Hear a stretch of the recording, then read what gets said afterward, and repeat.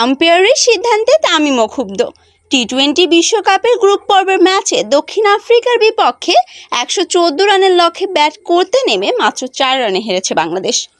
তবে এই ম্যাচে আম্পায়ারের বিতর্কিত সিদ্ধান্ত নিয়ে সমালোচনা চলছে, যা বাংলাদেশের বিপক্ষেই গেছে। এবার এ নিয়ে ক্ষুব্ধ তামিম ইকবাল নিয়ম পরিবর্তনের কথাও বলেছেন তিনি।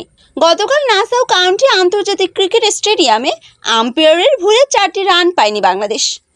ম্যাচটি বাংলাদেশ হেরেছেও 4 রানেই। বাংলাদেশ ইনিংস 17তম ওভারের ঘটনাটি এটি।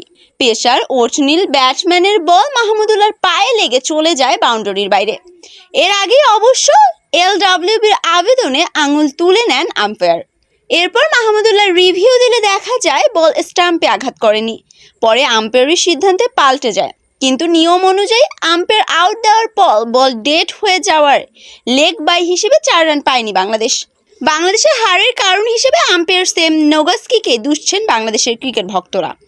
সাবেক ক্রিকেটের মুখেও আম্পায়ারিংয়ের সমালোচনা চলছে।